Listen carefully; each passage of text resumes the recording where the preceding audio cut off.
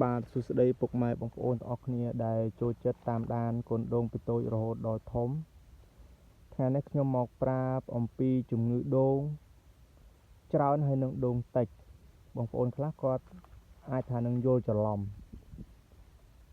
ដូងយើងដាំ2ដើម3ដើមគឺជំងឺដូងវាដូចតែគ្នាទេ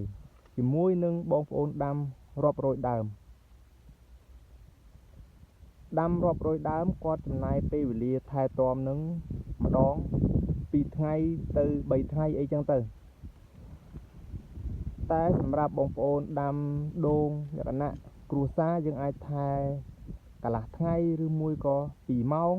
សពគ្រប់អស់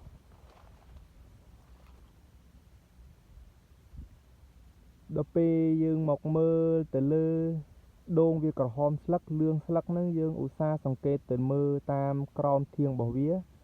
ពេលខ្លះវាអាចមានពីងពីងក្រហមហ្នឹងតើវាចូលបានត្រឹម1អាទិត្យស្លឹកដូងយើងហ្នឹងគឺប្រែជាលឿងទាំងអស់អញ្ចឹងយើងមើលពីងពីងក្រហមដោយងាយមិនបាច់ចាំឈ្ងោកមើលឈ្ងោកក៏បានមិនបាច់ឈ្ងោកក៏បានដូងប៉ុណ្ណេះពីងពីងក្រហមវាមានឱកាសច្រើនចូលយកដៃយើងហ្នឹងទៅស្បូតនៅក្រោមស្លឹករបស់វាហ្នឹងបើវាមានសំណើមសើមសឬមួយក៏សើមច្រេះគឺពីងពីងក្រហមចូលហើយបងប្អូនប្រញាប់ប្រើថ្នាំសម្លាប់សត្វល្អិតថ្នាំសម្លាប់សត្វល្អិតយើងបាញ់ទៅលើបណ្ដូលរបស់វាហ្នឹងគឺ10ថ្ងៃម្ដងក៏បាន12ថ្ងៃម្ដងក៏បានអាហ្នឹងថ្នាំនៅលើដើមរបស់វាហើយយើងក៏ឧស្សាហ៍ដើរមើលសត្វកញ្ចែដែរព្រោះអីសត្វកញ្ចែនេះគឺជាជំងឺមួយសាហាវហ្មងជំងឺកញ្ចែស៊ីនេះគឺសាហាវមិនងាយព្យាបាលជាតែភ្លេចមើលអត់តាន់គឺខ្សែហើយដូងបងប្អូនមិនថាដូងបងប្អូនឬដូងខ្ញុំទេដូចគ្នាទាំងអស់ហ្នឹងជំងឺកញ្ចែស៊ីហ្នឹងហើយនឹងដួងហ្នឹងក៏យើងពិបាកនឹងមើលដែរអញ្ចឹងដួងហ្នឹងយើងឧស្សាហ៍ប្រើថ្នាំទៅលើដី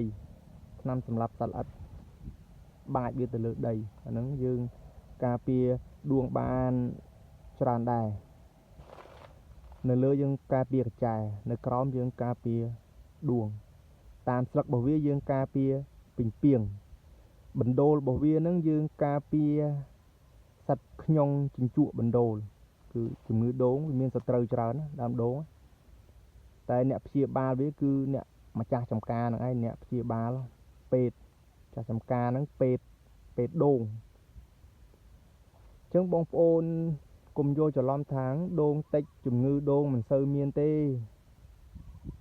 ជំងឺដូងតិចវាខុសគ្នាជាមួយនឹងបងប្អូនដាំដូងច្រើនគឺជំងឺដូងដូចតែគ្នាទេបងប្អូន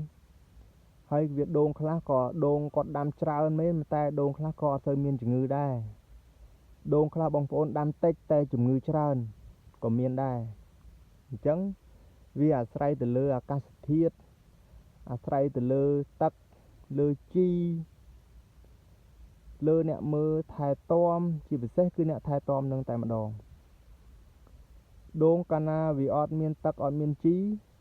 គឺវាអាចមានជំងឺចូលបានលឿនប្រៀបដូចមនុស្សយើងហ្នឹងវាខ្វះអាហារឆាប់ឈឺ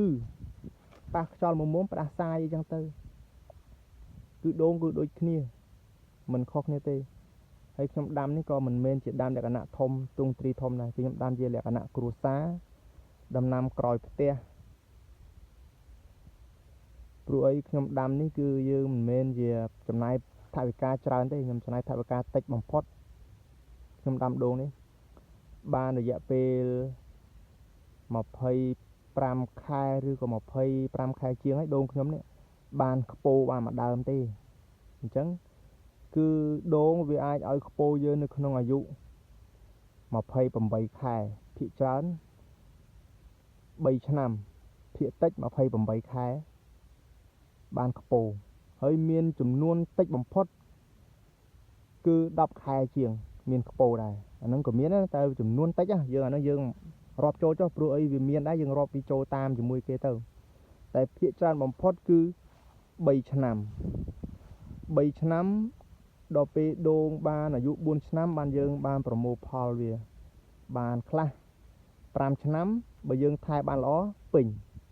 ដើមហ្មង ចឹងថ្ងៃនេះខ្ញុំមានវីដេអូតែប៉ុណ្ណេះឯងបើសិនជាបងប្អូនស្ដាប់ហើយមានការមិនស័ក្តិសមតាណានេះសូមបងប្អូនអភ័យទោសផងព្រោះអីខ្ញុំមើលតាម YouTube បងប្អូនទាំងអស់គ្នាស្ដាប់មានច្បល់មកខ្លះខ្ញុំខ្លះទៅអាចតែពេលខ្លះខ្ញុំនិយាយទៅវាមានខុសឆ្គងតាណានេះសូមបងប្អូនកុំប្រកែកប្រកាន់អីធ្វើម៉េចយើងអ្នកចូលចិត្តដំណាំដូងដូចគ្នាបើខុសក៏យើងខមមិនប្រាប់បើត្រូវក៏យើងអូសរំលងមើលឲ្យចប់អូសរំលងក៏បានឲ្យមេដៃក៏បានដែរបាទអរគុណ